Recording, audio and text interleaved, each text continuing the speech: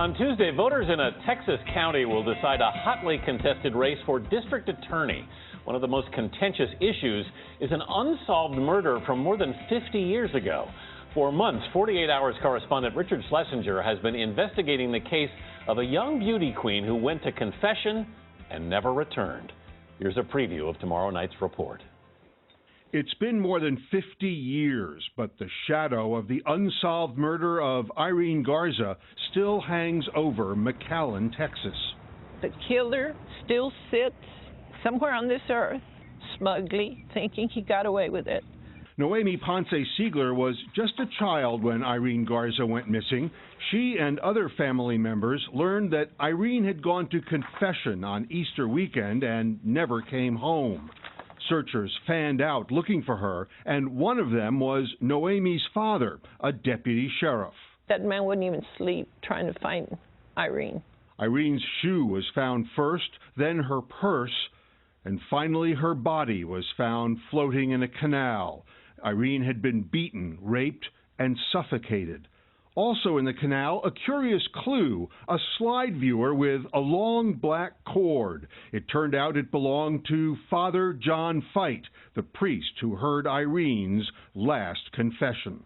That's horrible. That's an insult. Father Fite told police two different stories about where Irene gave her confession that night. He had scratches on his hands and later failed a lie detector test. But Fite was not arrested, and Noemi says as a young girl, she came upon a scene with her father that might explain why. I saw him sitting in a chair with a white handkerchief, and he was crying. What was he crying about? Later, I found out that my daddy had been asked to turn in his records of the investigation of the case. Many in Irene's family suspected that some kind of agreement had been made between the church and the authorities, but there's no hard evidence of that. Nevertheless, Father Fite soon disappeared from McAllen, and the case went cold for decades until this man came forward. I covered up the evidence. I'm sorry for what I did. Dale Tashney was once a monk at this Trappist monastery in Missouri.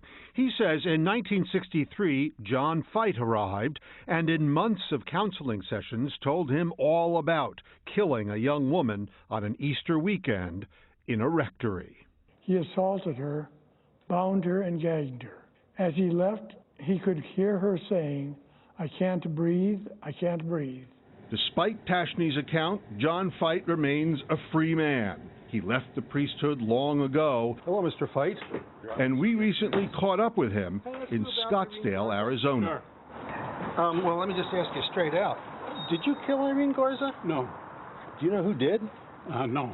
Well, Dale Tashney says that you told him that you did kill her. Dale is full of But Irene's family wants to hear more from Fite, under oath, at a trial. He can't get away with it. He's not going to get away with it. And Richard Schlesinger is with us. I mean, is there a chance at this point, Richard, there could be an arrest? Well, you know, the Texas Rangers have been working this case for more than a decade. They would like to arrest him, but the local DA doesn't want to prosecute yet because evidence is old, the witnesses are old, some evidence has gone missing. It's a tough case, but it's part of the race for DA that's taking place next week.